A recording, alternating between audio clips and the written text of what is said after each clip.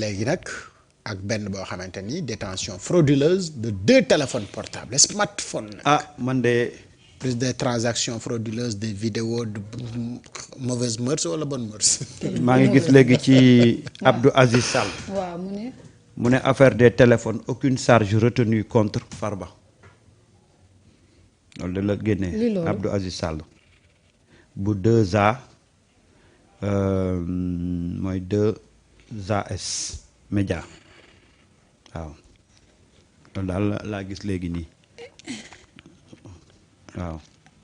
te dagg nga sama suuful bi yëpp. mu ne aucune charge retenue contre Farba. alors léegi on verra tout ça. waaw si aucune charge n'est retenue contre Farba. Ses complices et tout parce que le fait de détenir seulement un téléphone en cellule. ça va loolu infraction la. donc ak nu mu mënti demee même bu fekkoon le téléphone n'a rien absolument rien du tout le fait que mu yor téléphone rek en tant que détenu infraction la. léegi nag ndax dafa war a am ay sanctions ci côté service pénitentiaire yeeg yu mel noonu forcément dafa war a am sanction parce que loolu bokkul ci règlement intérieur ou administration pénitentiaire. donc il y a forcément benn manquement léegi na mu def ba jot téléphone bi loolu également beneen affaire la boo xam ne dañ ko war a enquêter pour mën a sanctionner fi téléphone bi jaar ba yegg si loxoom. ba tax li ñu doon wax si njëlbeenu waxtaan bi loolu moom moo ëpp solo. waaw mooy bu ñu jàpp ne mbir mi c'est aussi simple que ni ñu ko jàppee. déedéet. te ñi nga xamante ni dañuy impliqué wu ci mbir yi mais ñooñu du ñu bëgg mbir mi leer Samba. te on a un problème beaucoup plus sérieux que ni ñu ko jàppee nii. s'il n'y a pas de charge pour lui sur ces 2 téléphones là ak li fi wax lépp. Samba. wax dëgg fa neex yàlla. jàppal ne on a un problème. on a un problème très sérieux et ce problème là ki war a régler problème bi amagul volonté wu régler problème bi. te ce problème là donc nu mu sa régler wu ndeysaan. ay Sénégal yërëm naa la. muy noonu. après on va vérifier. waaye xool nii ma dama jaaxle sax. l'information ak li mu fi génne yëpp ñu ne benn charge topp ko. da ngay vérifier.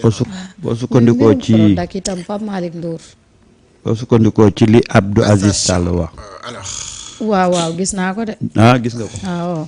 affaire des téléphones aucune charge retenue contre Farba. alors affaire des téléphones portables Farba Ngom interrogé un garde pénitentiaire en garde à vue. waaw.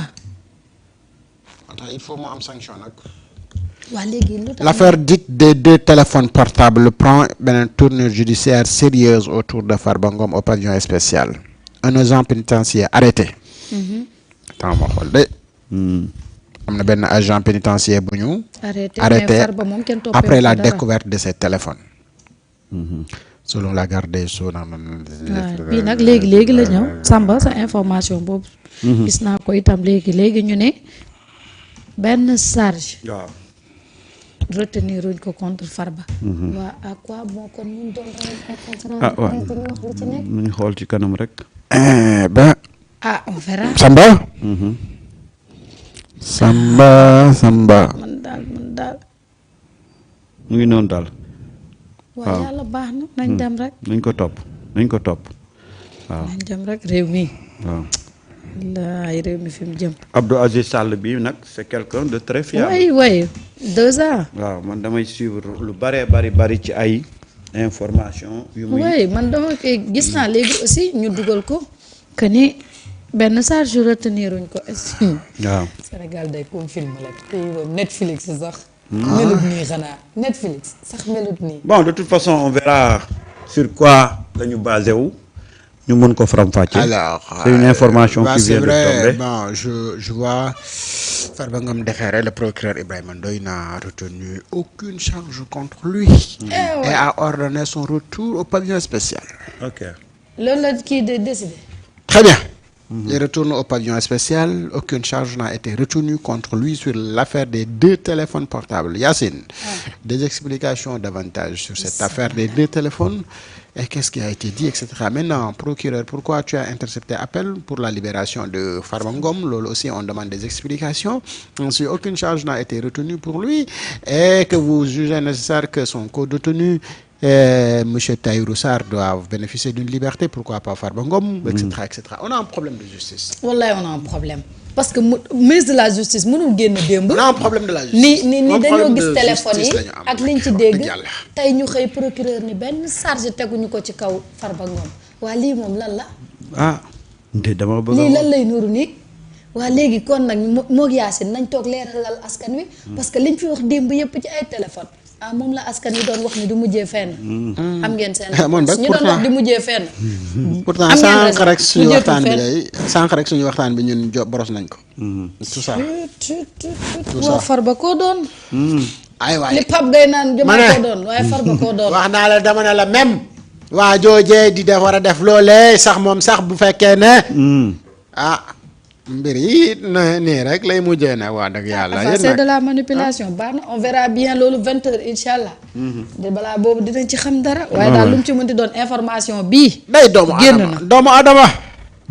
ñu xaar nag man mii non mais ça c'est une information bon. de toute Oui, façon, oui. man de ci ki ma ko gisee moom je Man- je le suis régulièrement waaw man Voilà. dem naa Muy Abdou au-delà Aziz Sall. man dem naa au-delà de ñi ngi ko gisee ah. voilà Donc, donc et Abdou des Aziz gens honnête et crédible hein. waaw léegi ñu ne la affaire Binta mécanicien waaw waaw le procureur requiert 2 ans de ferme 2 ans de prison ferme waaw le verdict est tombé est attendu lundi ce lundi incha allah. mu ngi noonu alors moom procureur ci mbirum Binta dafa bëgg ñu daal di koy tëj ñaari ati kaso moom ak ñamu àndal ndax lañ leen di toppee jëfandikoo leen ci ay drogue waaye tamit mbirum lesbienne ak la ca xew looloo tax procureur bi ne àttekat bi ne ko tëj ñaari ati kaso moom ak ñeneen ñi nga xam ne jàppandoo nañ ko altine bi ñu jëm dinañu xam ba xam verdict ba xam ndogal boobu la àttekat bi di def wala dafay am ay coppite lu mu ci mënti doon altine incha allah sidnaa leen ci la ñuy xam fan la wànnent di mujjee gëtam ci mbiru Binta mécanicien ak ñamu àndal. la pauvre ak ñamu àndal mbiri daal. ku def naka sudul noonu lañ la teg yoon waaye lu tax kii jël milliards yi. def naka sudul loolu moom ba léegi ay mbiram ñun mënuñoo xam nu mu demee. mu ngi noonu dafa am yu dossier yu gën a diis bu Binta mécanicien bii waay. dëgg la de.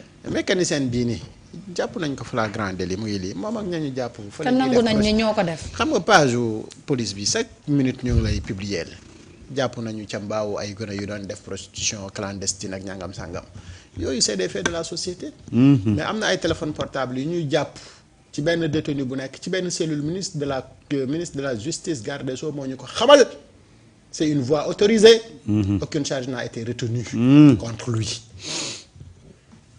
xanaa lii moo ëpp solo comme xibaar. waaw lii de mooy problème yi Sénégal Sénégal de moom suñu problème daal mooy boo yorut justice bi moom day sévère sax boo yorut boo yorut de yoroo. waaw boo yorut moom justice bi day sévère sa kaw faw nga yor. waaw pour justice bi doo ko mën a. man de loolu mooy sama problème man de dama nga jaaxle. Binta mécanicien bii procureur nee na dafa demander 2 ans de prison ferme waaw pour ñu tëj leen ko. waaw waaye nag de l'autre côté ñu ngi yuuxu naan dañ ko war a jox liberté provisoire c'est ça le mal du Sénégal waaw waaw ma ne ko c'est ça le mal du Sénégal Ousmane Sonko sera à Mbour wala boobu waaw boobu yaa bi kii na non bi waaye passé gis na naa maître Tall dugal ko léegi. d'ailleurs. mu ngi noonu waa léegi yow des na kii bi de des na lan. ca ndaw gi Sénégal de ngoon lay fubal waaw fa la ñu Léegi doon ci kanam. jëm nii fa la ñu doon jëm ci beneen une bi la si ñëw na ci seet naa leen li nga xamante ni moo di suñu gaynde yu Sénégal nga xamante ni ci kanam tuuti dinañu jàkkaarloo ak Égypte di ñaan yàlla nag suñu borom may leen ca ndaw. amiin yaa rabbil alamin dama jaaxle man. amiin. alors Samba. ah kon kii gaa ko téye ba léegi Abdou Karim. xurum xaar. ah ndeysaan